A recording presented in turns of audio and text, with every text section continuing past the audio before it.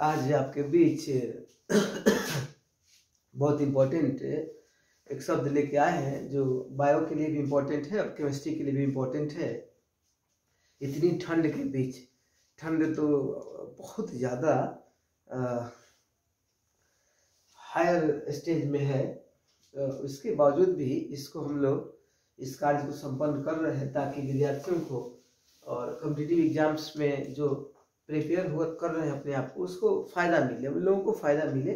एक बहुत जटिल प्रश्न टाइप का आता है विटामिन के विषय में कि कौन विटामिन जल में घुलनशील है, कौन विटामिन जल में नहीं घुलता है, कौन विटामिन वसा में घुलता है, कौन विटामिन वसा में नहीं घुलता है। इसको लेके कभी कभी संशय की स्थिति हो जाती है विद्यार्थियों के बीच, परीक्षा हॉल में भी हो जाती है। तो इसी के समाधान के लिए मैं यहाँ उपस्थित हूँ आज। इसके लिए आप लोग ध्यान दीजिएगा, थोड़ा विटामिन के ऊपर मैं चर्चा करने जा रहा हूँ। ये जो होता है विटामिन ना, इसको एक आदमी था, साइंटिस्ट थे, फंक, क्या नाम था, फंक, 1912 में वो दिए थे, आपका खोज भी किए थे, वर्ड को दिए थे, नाम था इनका फंक। 1912 में ये विटामिन आपके शरीर में, सॉरी विटामिन सब दे दिए थे फंक। विटामिन क्या होता है, देखिए आपके शरीर में पोषक पदार्थों में क्या क्या उपस्थित होते हैं, कार्बोहाइड्रेट्स होते हैं, प्रोटीन्स होते हैं, विटामिन ये भी खुद हो गया, पानी हो गया, वसा हो गया, ये सब क्या है, ये सब आपके शरीर में जो मेटाबॉलिक प्रोसेस होता है, उपापचय प्रक्रिया होता है, यानी कोशिकाओं के बीच जो भी प्रक्रियाएं संपन्न होती हैं, उनमें इन सारी चीज़ों की भूमिका है, पोषक पदार्थों की भूमिका वहाँ है, बहुत है। तो उसमें विटामिन क्या करता है, कोई आपसे क्वेश्चन पूछेगा सर विटामिन, गांव में तो चाहे शहर में चाहे चलते हुए लोग बोलते हैं कि विटामिन खा लो ठीक हो जाएगा, आंख में दिक्कत है तो विटामिन ए खा लो। आम भाषा में भी ये वर्ड बहुत प्रचलित है, आम लोगों के बीच बहुत प्रचलित शब्द है विटामिन। ये छुपा हुआ वर्ड नहीं है कि ये प्रॉब्लम है तो ये विटामिन खा लो, ऐसा होता है, हम लोग सुनते हैं। तो ये क्या है, विटामिन आपका वास्तव में एक पोषक पदार्थ है शरीर के लिए, जिसकी कम मात्रा ही आपके शरीर के जो सेल्स होते हैं, कोशिकाएं होती हैं, उनके क्रिया के लिए, एक्शन के लिए, उनके ग्रोथ के लिए बहुत इंपॉर्टेंट होती हैं। इसमें बहुत सारे विटामिन आते हैं, इसको हम डिवाइड कर दिए हैं, दो तरह से कर दिए हैं इसको हम डिवाइड, ठीक है। एक हो गया इसको पानी में घुलनशील, पानी में घुलन, ऐसे इसको हम कर दिए पानी में घुलनशील। तो यहाँ लिखिएगा वसा में नहीं घुलनशील, नहीं घुलनशील, इसको ध्यान दीजिएगा। इसके लिए हम एक फॉर्मूला डेवलप किए हैं, WBC। यहाँ थोड़ा लिख रहे हैं, यहाँ लिख रहे हैं वसा में घुलनशील, वसा में घुलनशील, फिर लिख रहे हैं पानी में नहीं घुलनशील। देखिए घुलनशील, आपको एक साथ दो लोगों से थोड़ा लगाव पैदा होगा, एक साथ तो एक ही लगाव पैदा होगा किसी से। तो वहाँ यही प्रॉब्लम यहाँ पर भी है, जो पानी में घुलेगा वसा में नहीं घुलेगा, याद रखिएगा। जो पानी में घुलेगा, जो पानी में सोलुबल होगा, वसा में सोलुबल नहीं होगा, और जो वसा में सोलुबल होगा वो पानी में सोलुबल नहीं होगा। जो पानी में घुलेगा वसा में नहीं घुलेगा, तेल में नहीं घुलेगा, और जो तेल में घुलेगा या वसा में घुलेगा वो पानी में नहीं घुलेगा। बहुत सिंपल चीज है। तो इसके लिए हम फॉर्मूला डेवलप किए हैं WBC।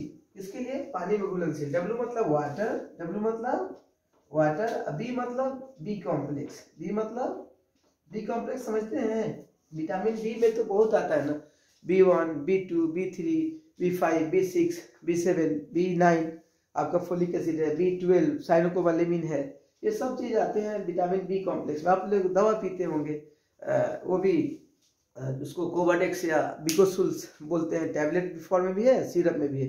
वो क्या है, उसमें सिर्फ विटामिन बी कॉम्प्लेक्स रहता है, विटामिन बी अधिक मात्रा में रहता है। विटामिन बी एक नहीं है, विटामिन बी जो देख रहे हैं ना, विटामिन आपका लगभग 13 टाइप का होता है, उसमें बहुत जटिल ये है। विटामिन बी एक नहीं होता है, बहुत है, इसमें मिश्रण है ही, इसलिए हम विटामिन बी को विटामिन बी कॉम्प्लेक्स के नाम से जानते हैं। क्या कहते हैं, विटामिन बी कॉम्प्लेक्स। और सी तो आप समझते हैं, vitamin C ascorbic acid, ascorbic acid, ठीक है। तो ये सूत्र याद रखिएगा, पानी में घुलनशील विटामिन WBC, W माने वाटर, और बी जितना भी है, बी और सी सब पानी में घुलनशील है। और यहाँ वसा में घुलनशील का फॉर्मूला देखिए, इंटरेस्टिंग है, बहुत बेटर है। डेका, डेका, डेका मतलब क्या होगा? डेका मतलब 4 विटामिन है। विटामिन डी समझते हैं, सनशाइन विटामिन है, 2 टाइप का होता है, D2 D3। या विटामिन डी जो है बहुत इंपॉर्टेंट आपके लिए है, शरीर में हड्डियों के विकास के लिए, रिकेटस और ऑस्टोमलेशिया बीमारी से बचने के लिए आपका इंपॉर्टेंट बहुत होता है। ये 2 टाइप का होता है, D2 और D3। D2 और D3 ये कैल्शियम और फास्फोरस के उपापचय प्रक्रिया में सेल्स के अंदर कैल्शियम और फास्फोरस शॉर्ट आउट हो जाए, सोल्यूबल हो जाए, या उनका उपापचय मेटाबॉलिक प्रोसेस में वो चले जाए, इसमें विटामिन डी का बहुत इंपॉर्टेंट रोल है।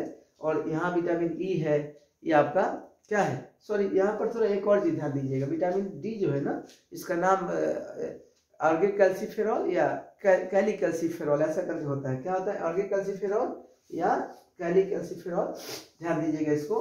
विटामिन डी में 2 होता है, D3 होगा यदि तो इसका नाम होगा आर्गेकोलिकैल्सिफेरॉल, और विटामिन D2 होगा तो उसका नाम होगा आर्गेकैल्सिफेरॉल। ये सूरज में सबसे अधिक मिलता है। फलों की बात कीजिएगा तो सेब में सबसे अधिक मिलता है विटामिन डी। और यहाँ ई विटामिन जो है ये आपका टोकोफेरॉल है, जनन संबंधी जो दोष होते हैं उसके लिए उत्तरदायी है। जनन संबंधी दोष दूर करने के लिए विटामिन ई की आवश्यकता आपके शरीर में होती है।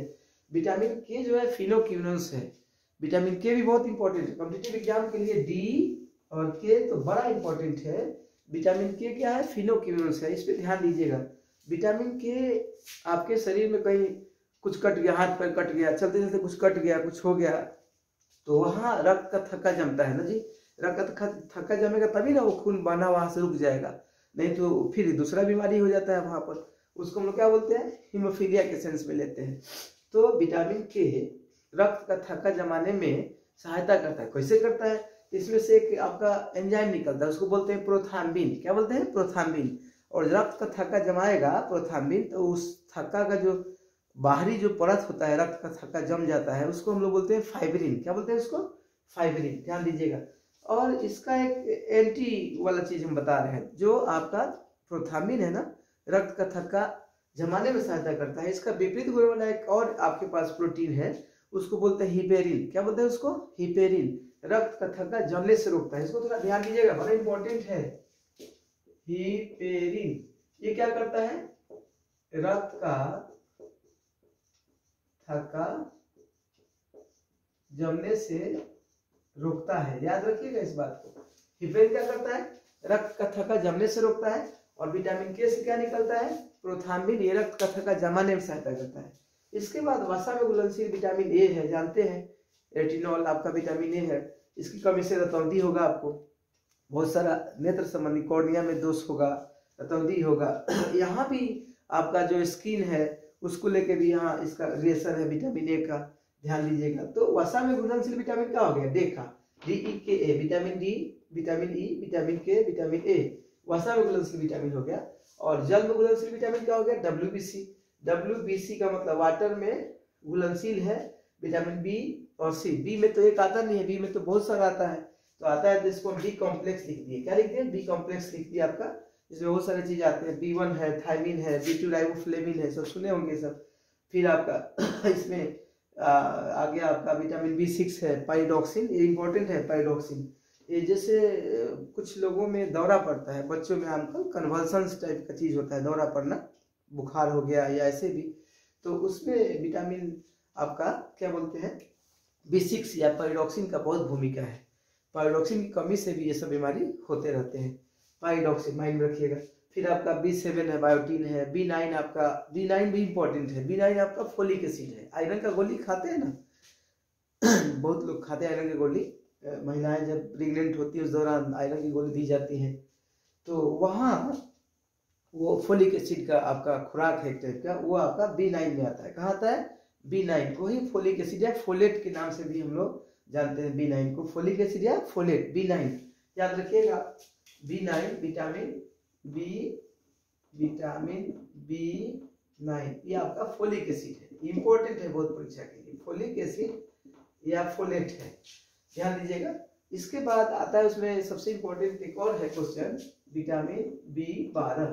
इसको बोलते हैं साइनोकोबालेमिन। साइनोकोबालेमिन कोबालेमिन, ये इसलिए इम्पोर्टेंट है, पूछा जाता है कि किस विटामिन में कोबाल्ट रहता है या किस विटामिन में धातु रहता है। तो आप ध्यान दीजिएगा, ये सबसे अधिक धातु की मात्रा या किस विटामिन में चुंबकीय पदार्थ आपके तत्व धातु पाए जाते हैं, तत्व पाए जाते हैं। तो कोबाल्ट, इसमें नाम में देखिए साइनोकोबा, कोबा का मतलब कोबाल्ट, विटामिन B12 में कोबाल्ट रहता है, साइनोकोबालेमिन, इसीलिए इसका नाम हो गया साइनोकोबालेमिन। तो सब विटामिन आपको समझ में आ गया होगा। पानी में घुलनशील विटामिन बी और सी है, ठीक है, वाटर सोल्यूबल बी और सी है। बी में बहुत सारा आता है, बी कॉम्प्लेक्स आता है बहुत सारा, सी तो एस्कॉर्बिक एसिड है। और वसा में घुलनशील विटामिन को याद रखिएगा, डेका, DEKA, डेका। डेका मीन्स क्या होता है? विटामिन डी, सनशाइन विटामिन बोलते हैं, सूरज के प्रकाश से मिलता है।